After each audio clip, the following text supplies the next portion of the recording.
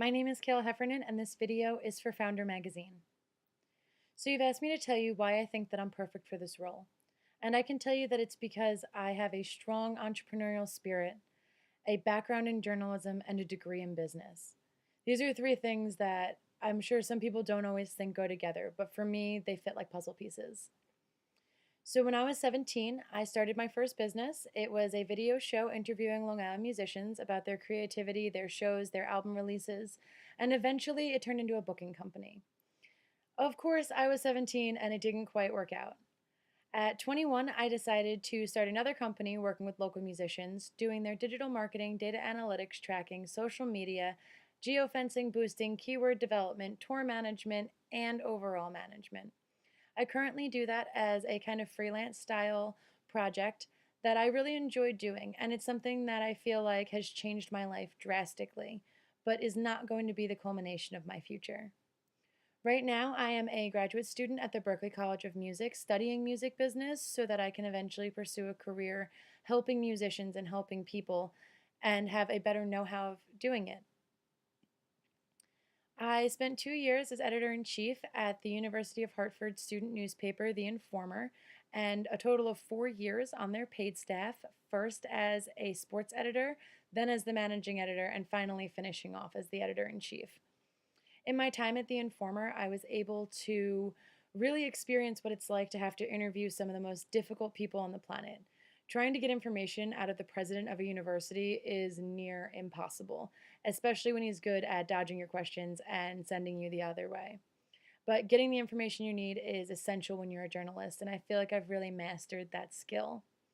I also had the opportunity to speak at the Associated Collegiate Press National Media Convention in Long Beach, California in February of 2018, and then again in San Diego in February of 2019, where I got to speak on being a student journalist, how to get those really colorful quotes, and how to manage a student staff when you're all the same age, you all have the same goals, and you're all fighting for the same jobs for the next year.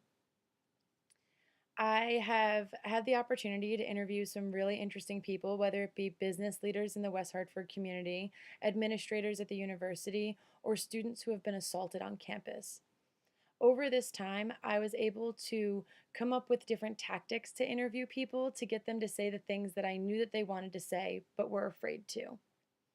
And so I really found that the culminating experience for me there was one of the final stories I wrote at The Informer before I graduated. It was about a pair of roommates who ended up in a legal case because of a race dispute.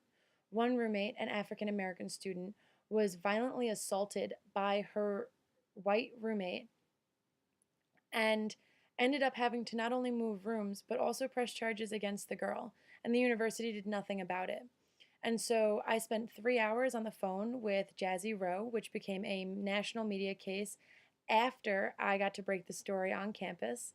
And I found that finding a way for her to tell her story through us was so much more important than me telling my story and getting my name in print.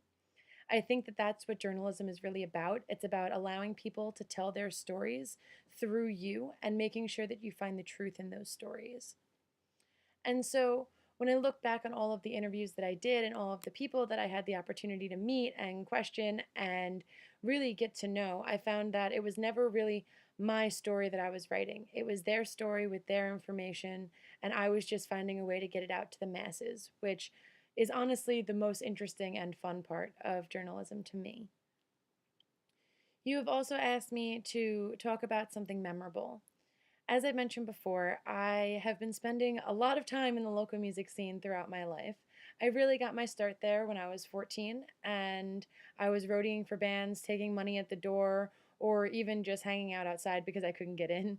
Um, and I spent the last 8 years or so kind of perfecting that. And now I'm writing a book about local music and more specifically what it's like to be a woman in local music and a woman in the music industry in general, and how difficult it can be to stop being called the groupie, the roadie, the, whatever it might be, the girlfriend of the guitarist, and really being a professional in that industry, and the stories that I've encountered from other women and my own story about how I was kind of underestimated and now I've become a major player in the Long Island market. So I think that that's pretty interesting, and I hope that I get to hear back from you guys soon. Thank you so much.